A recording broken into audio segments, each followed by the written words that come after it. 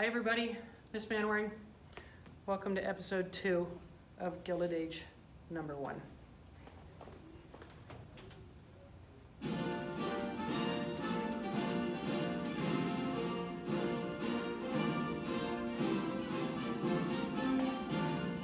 Make the music stop.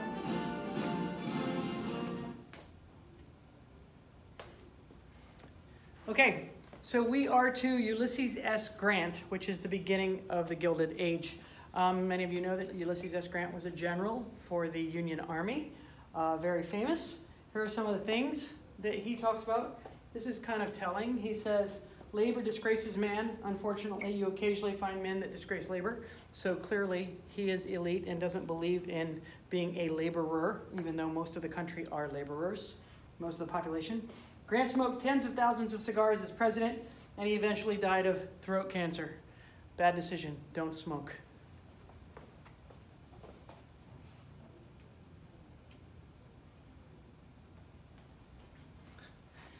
By the way, I bought my little clicker thing, got all the way here to school, plugged it in. It needs a little tiny battery. I don't even know if it's a AAA battery. Anyway, maybe tomorrow I'll have a clicker, maybe I won't. It's called the era of good stealings. Again, government corruption, bribes, kickbacks. You have to remember that the Gilded Age, Lincoln, Johnson, Grant, Hayes, Garfield, Arthur, Cleveland, Harrison, Cleveland, not Lincoln, from Grant on equals the Gilded Age, and a lot of government corruption, pro-business policies. We talked about it yesterday. The only Democrats from, again, from 1861 with Lincoln all the way through 1945 is Cleveland, a Democrat. Woodrow Wilson, World War I, a Democrat, and FDR, World War II, a Democrat. So during the Grant administration, we have all sorts of corruption going on between politicians and the businessmen that are being supported. Railroad promoters cheated customers all of the time. Railroads were built by big business, and they benefited big business a lot. A lot of the people that moved to the center part of the country, they needed to be able to ship their produce or ship their goods, like their livestock eventually got shipped. Again, stocking a shelf is putting stock on a shelf. So livestock are the animals that are put on a shelf, or are the animals that are considered stock. And so yesterday I told you about Rockefeller equals oil, Carnegie equals steel, Vanderbilt and Stanford equal trains. You should know that Swift and Armour from Chicago equal the stockyards of Chicago, and that's where all of the livestock from around the country are shipped to be cut up in meat packing, meaning killing the cows, pigs, lambs, everything. It's very brutal and horrible and terrible and a very dangerous job and very painful, of course, for the animals that are being butchered. But so Swift and Armour, they are also robber barons, depending on your perspective, or captains of industry in meat packing. So shipping animals or crops or anything else costs small farmers a fortune, but bigger businesses less money. So there was, the railroads could do whatever they want to do. Vanderbilt, Stanford, Gould, everybody could charge whatever they wanted to charge because nobody had any regulations put on them. They could do whatever they wanted, honestly. Stock market investors made an absolute fortune off of ordinary people who didn't understand the stock market. FYI, that's still the case today. If you don't understand the stock market and you don't protect yourself, you definitely could get taken by by corrupt people that are going to try to take your money away from you. So it happened all of the time then because ordinary people didn't understand the stock market, and the stockbrokers knew that. You could just buy a judge. If you knew that you're going to be going to court, you're going to have a big trial about something that you supposedly did, if you were a rich businessman, no problem. You just buy the judge, even sometimes the jurors. You could get a hold of the jurors and be able to pay them off as well. But judges could absolutely easily be bought. Remember, many judges have to run for office. And so if you had political contributions that helped them, then they could pass lawsuits against you that could have screwed you, and now they don't. All right, so one of the most famous political corruption scandals during the 19th century involves New York City and Boss Tweed. Boss Tweed had a political machine. It was called Tammany Hall. and it's in New York City, and he cheated the city of $250 million through theft, rigged elections, and bribery. So Boss Tweed was very good for poors and immigrants, but the political machinations that he used were corrupt, and he basically stole millions of dollars from the government.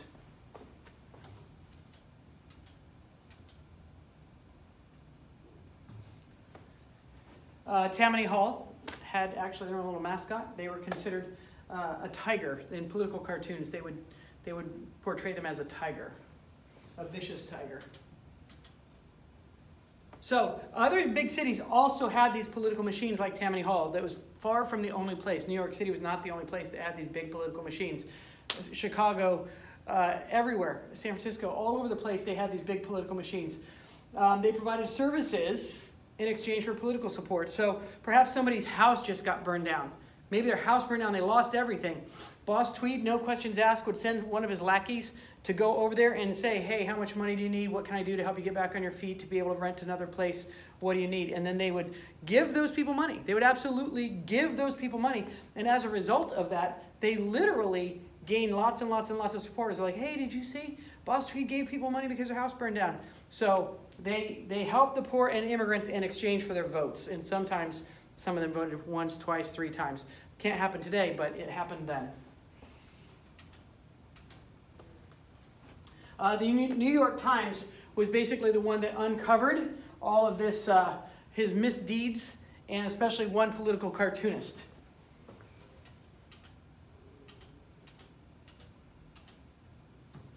Thomas Nast was a political cartoonist, and he literally took him down through so many of his political cartoons, and he showed all of the corruption from the political cartoons.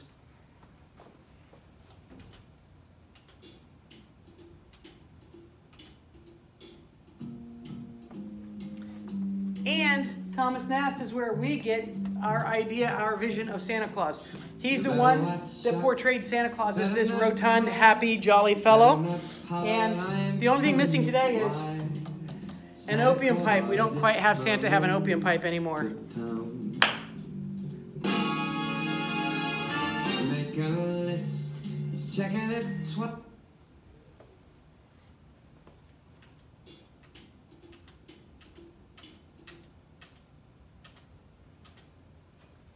Okay, so back to the Grant administration. The Grant administration, first of all, there's this fun thing called Lobbyists.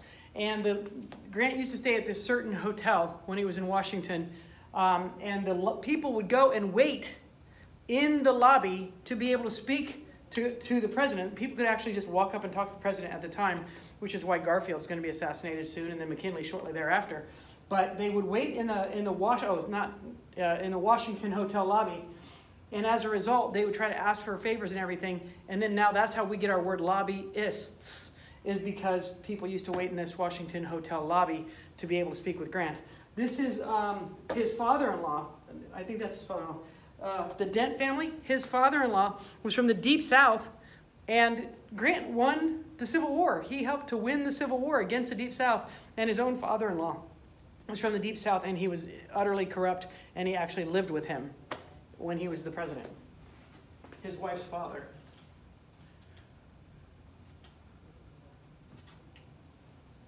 Okay, so you have to know about the Credit Mobilier scandal. It came about because a railroad construction company overcharged the federal government to work on the Transcontinental Railroad. Remember, that's connecting the east with the west. That happens in 1869. And so it benefited corrupt congressmen because they gave congressmen stocks. You have to buy stocks, but they told the congressman you can have the stocks, and then when it starts making money, you can pay us for the stocks at that time, which is completely illegal. Then, today, completely illegal. So as a result, they were basically lining the pockets of the congressmen so they could do whatever they want. So the Union Pacific Railroad made their own construction company called Credit Mobilier. It's like a French name, they just made it up. And they overcharged the federal government mounds and mounds of money. And as a result, they lined their pockets with government monies. Very, very corrupt. Sorry, I went the wrong way.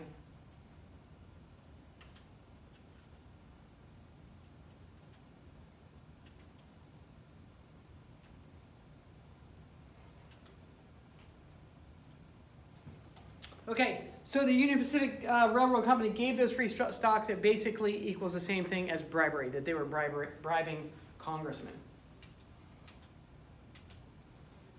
Even though the newspaper busted the scandal wide open, only 2 members of Congress got their hands slapped. That was it. Nobody really got in trouble. However, everybody knew it was a very, very big scandal, so everybody knew about it, and a third of them ended up being voted out of office the next time because of their corruption. So, by the election of 1872, the corruption of the Grant administration came to the attention of the public. What you have to know about Grant is that Grant was not corrupt. He was a very upstanding president. However, everybody around him, his father-in-law, the people in his administration, even his vice president, people in Congress, everybody was corrupt. So even though he wasn't corrupt, absolutely everybody else was like just siphoning off monies and everything from the federal government on his watch. As a result, it created a panic of 1873, and it was caused by banks overloaning money to finance railroads and the building of factories. So banks were lending lots and lots and lots of money. As a result, it resulted in a panic. A panic is like a depression. But after the Great Depression, they went back and changed those words from a depression to a panic, which is like a small depression.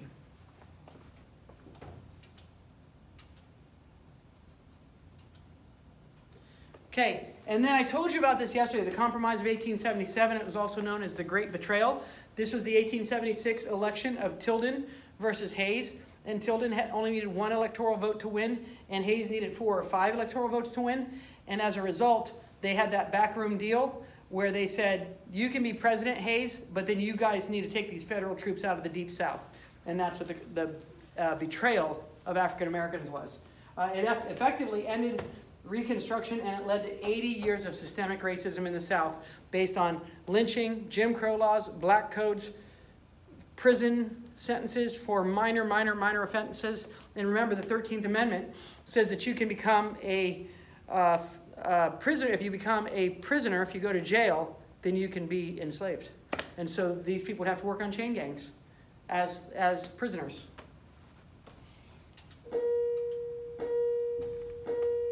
So we have Rutherford B Hayes on one side. We talked about him. Nobody knew who this guy was. Nobody cared. Samuel Tilden on the other side. The election was close. Tilden won 184 out of the 185 electoral college votes. I'd be mad if I was that guy. Come on, you should have been the President of the United States. Again, Hayes had like 4 or 5 electoral votes that he should have had. But there were like 3 states in the Deep South where it was highly corrupt and they weren't positive about what the results really were, which is why they made a deal in some smoky room in Washington and made Hayes president. Tilden got screwed. So as a result, as you know, the most significant thing is they removed all the federal troops from the South. And not only did Tilden get screwed, but the freedmen, the people that had been slaves and now are free, the Deep South is terrible. It's an awful, terrible place. Systemic racism in the Deep South for another 80 years. By the 1890s, we have lynching, and the lynchings are happening twice a week for like decades. Black people getting lynched with a rope over a tree. Absolutely terrible. This is one of my favorite political cartoons. It shows Rutherford B Hayes, right? Rutherford B Hayes kicking Samuel Tilden with their horse because Sammy got in trouble. There's another one where Sammy has a lollipop and Rutherford B Hayes stole the lollipop. The lollipop represents the presidency. I like that one too. So, the troop withdrawal and Reconstruction's end left Southern blacks to face discrimination on a massive scale. I said that. It's awful. Terrible, terrible, terrible for 80 years. The truth is our people are tired with this worn-out cry of Southern outrages. Hard times and heavy taxes make them wish that the freedmen, the everlasting freedmen, were in hell or in Africa. That is a Republican from the North. So what you have to know is that after 1865 to 1877 and 12 years of Reconstruction, the people in the North were exhausted and they're like, we don't care. We don't care about the South. We don't care. We don't care. We don't care. And as a result, they took the troops out and left the South to their own devices, which was basically recreating the Confederacy. They basically still had the Confederacy. The white men were able to control everything, and to the great harm of the African Americans that were now freedmen.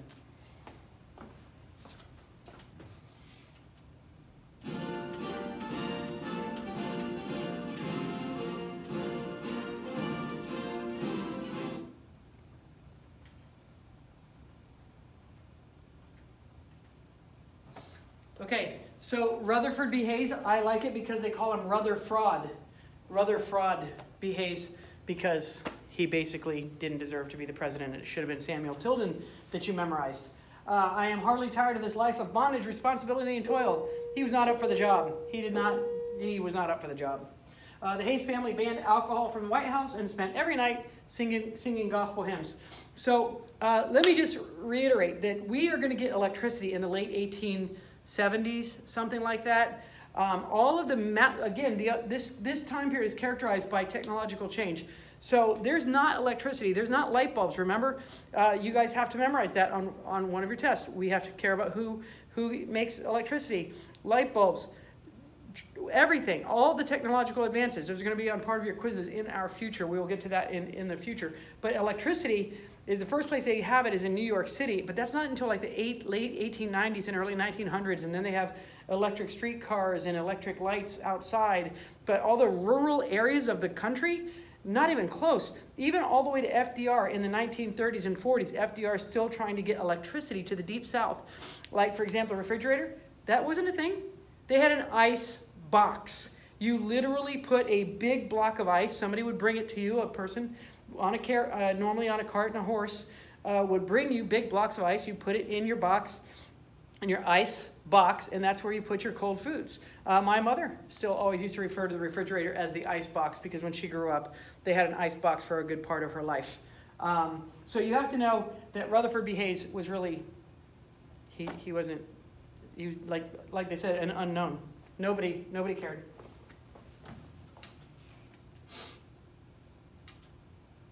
Rutherford.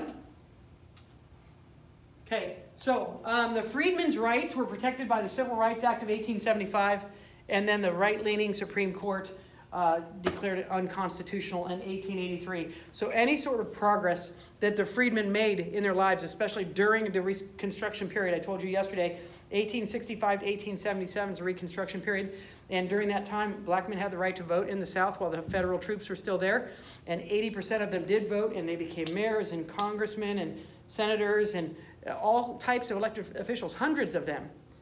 And then as soon as the betrayal, the great betrayal happens, the Compromise of 1877, and they take those federal troops out, it's all over in the Deep South for black people.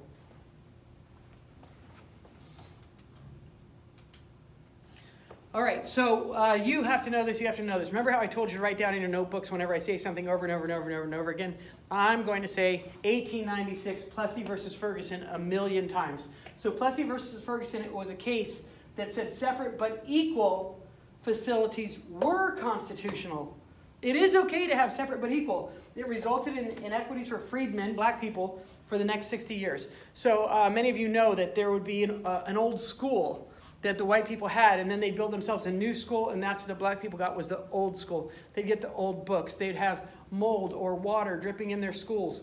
We talk about colored bathrooms and white bathrooms, colored drinking fountains and white drinking fountains, that it was allowed because of the Supreme Court. The Supreme Court ruled in 1896 in Plessy versus Ferguson that they were allowed to be discriminated against, but they didn't call it that. They said separate but equal is okay because it's equal. Nothing was ever equal. The white people all had all the great stuff, everybody else no. So here's the interesting part. This political cartoon doesn't do this justice because it turns out that Plessy is actually 1/8 black. 1/8 black. It's called the one-drop rule. In America, if you have one drop of blood in your body that is black, then you are considered black. Even, of course, during slavery. If you had any bit of black blood in you, even if you looked white, you were still considered black. And so he was only 1/8 black, and they kicked him out of the train car for the white people. By the way, this was a protest. He did this on purpose so that he could have to go to court. He did get arrested on purpose so that he'd have to be taken to court. Same with Rosa Parks in 1955. December of 1955, the same thing. Rosa Parks intended on being arrested. Okay, so that's Plessy versus Ferguson, and it's separate but equal. And then you have to know this, 1954 is the Brown versus Board of Education Supreme Court decision. And Brown versus Board of Education undoes Plessy and says, no, BS. That is not separate but equal. It is not okay. It is not okay. It is not okay. And they said that you have to have integrated schools in 1954, and that's Brown versus the Board of Education of Topeka, Kansas. So these two you have to know. They'll be on my test. They're going to be on my quizzes. They'll probably be on the EOC. You have to know 1896, a very, very bad decision was made for the United States of America, and separate but equal was considered okay, and it led to a lot of systemic racism for African Americans in terrible facilities. Separate but equal. It wasn't separate but equal. What undoes it is 1954, Brown versus Board of Education in Topeka, Kansas. One of the very beginning parts of the civil rights movement. 1954, Brown versus Board of Education. 1955, Rosa Parks with the Montgomery bus boycott, which is where Martin Luther King Jr. becomes famous.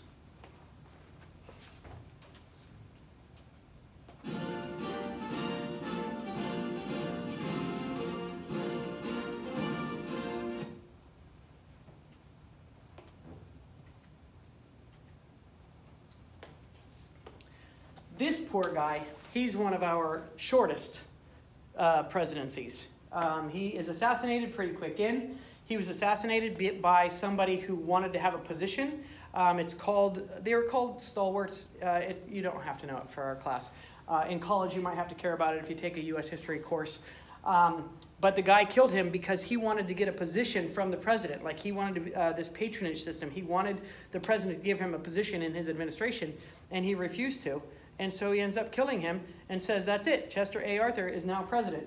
So the poor guy doesn't make it long, but this is kind of cool. He could write in Latin with his right hand while writing in Greek with his left hand. Like, come on, what in the world is that? So, my God, what is there in this place that a man should ever want to get into? So he didn't even love being in the presidency. And then he was killed as a result.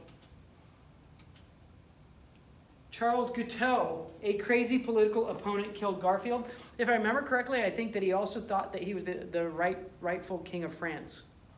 So the guy's a little lunatic anyway.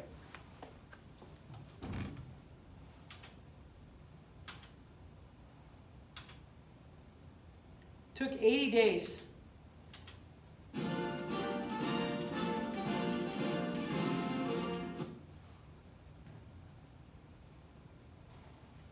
That poor guy, Garfield, took 80 days to die after he was shot. So it was, I think it might have been longer than his presidency. I'll have to double check that. Somebody double check that for me. I think that he was injured and dying for longer than he was president. Maybe not, I can't remember.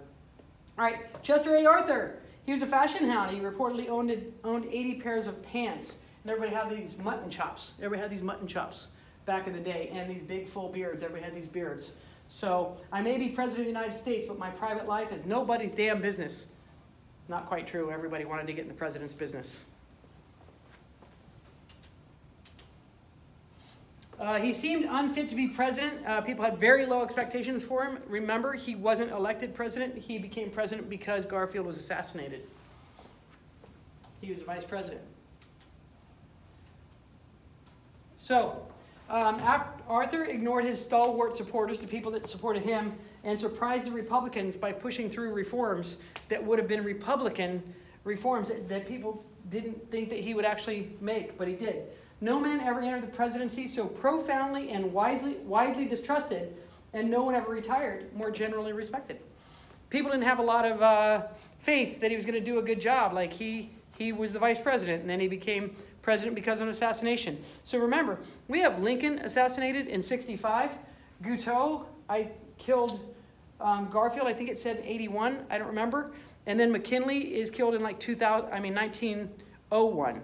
So within like 40 years, we have 3 presidents assassinated. Go ahead. Okay.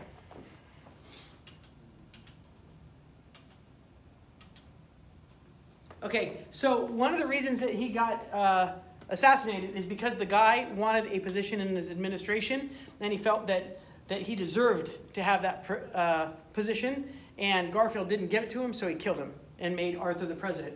So it's called the spoils system. It's called the spoils system, which means when a president comes into office, he can appoint anybody that he wants to appoint. That is still the case now. When Trump came into office, he took away the people that had been in office in his administration, Secretary of Defense, Secretary of Labor, Secretary of Education, and he puts his own people in. We still do that, but only with like really big positions in general. But then we have a merit-based system where we try to put highly qualified individuals into office. And again, in the past 20 years, we've kind of gone back to a corrupt type thing where people are getting put into those positions just because they have given lots of major political contributions. So hopefully we will rewrite that ship in the future. So the Pendleton Act is named after George Pendleton from Ohio. What up, people? The 1883 Pendleton Act ended the spoils system with a merit-based system. The Civil Service Commission established an exam based on merit for presidential appointments, not requiring a Senate approval, to try to prevent this patronage system that got Garfield killed.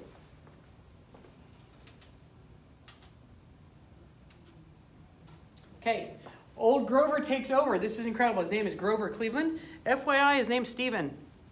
Dude, what are you doing? Like, why are you calling yourself Grover? I don't know. He's calling himself Grover. His name is Stephen.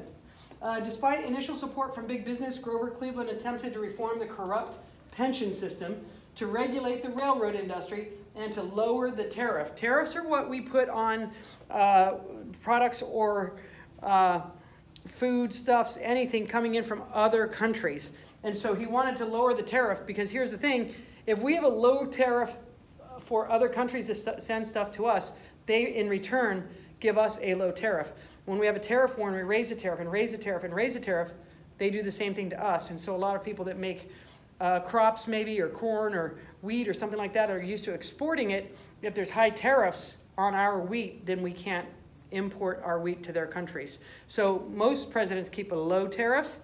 As a result, valuable support eroded from his party. Remember, he's a Democrat, and these were like pro-business type policies, right? So regulating the railroad industry was not. That made a lot of people mad that were the big captains of industry. They were not happy about that. Ms. Johnson and Mr. Simmons, please come to the front office. Ms. Johnson and Mr. Simmons. Grover Cleveland was hammered for fathering a child out of wedlock. There was this whole big thing that was very, very big in the press.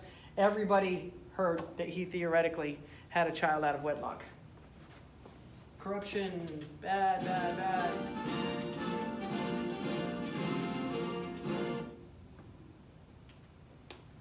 All right, so it's creepier than that. It's creepier than that. We're going to talk about it. So Grover Cleveland, wait, let me make that go away for a second. Okay, so Grover Cleveland, he's from New Jersey. They called him Uncle Jumbo. Uncle Jumbo, Buffalo Hangman, his obstinacy. Sensible and responsible women do not want to vote.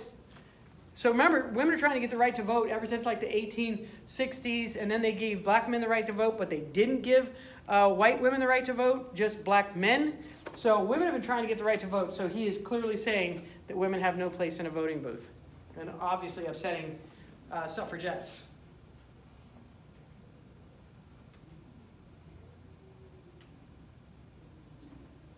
Okay. What? What?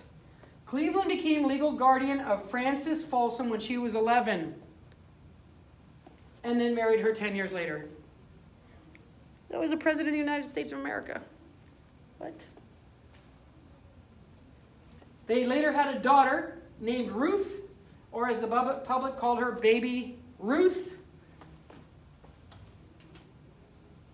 And that's why we have the name Baby Ruth. It is not because of the baseball player Babe Ruth. It is because of this daughter that he had with his daughter then wife, guardian, oh, it's creepy, it's creepy. Baby Ruth came from them. Okay, that's weird. The portly Grover Cleveland was the first Democrat elected since Buchanan. I think... despite being a Democrat, Cleveland still supported laissez-faire capitalism. We talked about it yesterday. You have to know it, you have to know it, you have to know it. When I tell you that, remember, you should write it in your notebook. Don't forget, you should be writing down current events that are happening while you are not with me. So laissez-faire capitalism, big business loved him. Laissez-faire capitalism, that means that the government should leave them alone, let them do what they want, no government regulation. He's a Democrat. He's supposed to support the laborers. He's supposed to support the workers.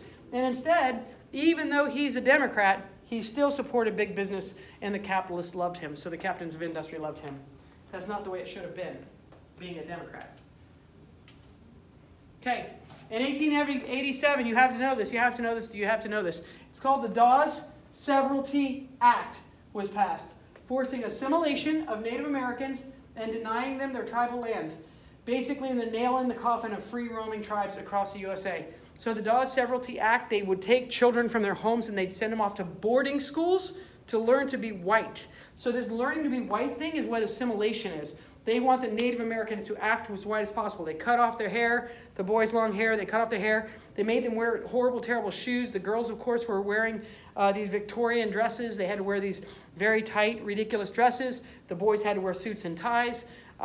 They wouldn't let them speak their own language. This is a boarding school. That means they lived there. They wouldn't see their families for like sometimes up to a year, maybe more, because they were afraid that they would go back to their old ways or not come back to boarding school if they let them go back. They used to hunt the buffalo.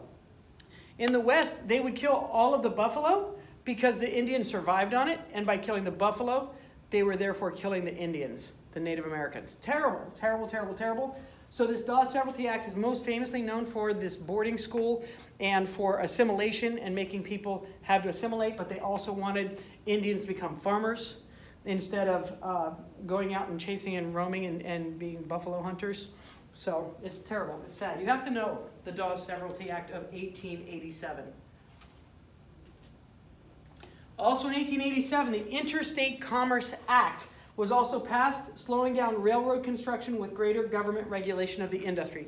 If you remember correctly, in the Gilded Age, big businesses could do whatever they want, whatever they want, whatever they want. So this is Cleveland. He's a Democrat, and he did try to put like constraints on the railroad system. Think Vanderbilt in the east, think Stanford in the west that are making these railroads. Again, I told you that the immigrants that were basically constructing the railroads in the west were Chinese. In the east, they were Irish, very, very many Irish, often freedmen. Freedmen were also constructing railroads. So the Interstate Commerce Act, interstate means going from one state to another, one state to another, one state to another. Just like we, of course, have Interstate 65. And so therefore, you just broaden that. Interstate means going back and forth between states. Intrastate means within the state, things that happen within one state. But interstate means across many. Obviously, there's no interstate system. We don't even have cars yet. So the only thing that really was taken care of with an interstate law was railroads, because they went all the way across. Again, 1869, the Transcontinental Railroad was completed in the United States. Within 5 years, there were 5 more transcontinental railroads in the United States. So it kind of put a little bit more government regulation on that and wouldn't let the captains of industry / robber barons like Vanderbilt and Stanford do whatever they wanted.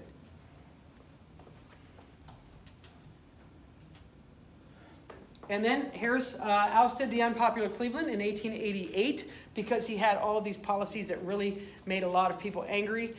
So he lost his job, and as you know, he regains that job after Harrison. Harrison is a lot like Hayes.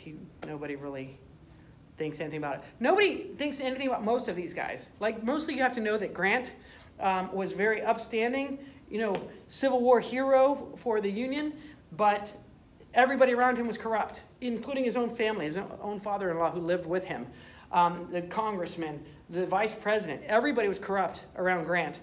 And then I don't even know these guys. Like, I don't even know almost all of them. So there's not a lot that you have to know about them except that they're considered the Gilded Age presidents, and they were pro-business and anti-labor, and right down to Hayes even sending federal troops against laborers to benefit big business. Federal troops, which is uncalled for.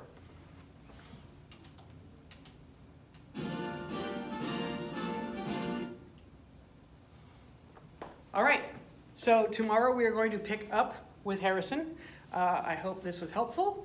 You have to watch this video every single day. You have to watch a video if you're not in front of me. Today is Wednesday currently, so I hope you have a good day. Bye.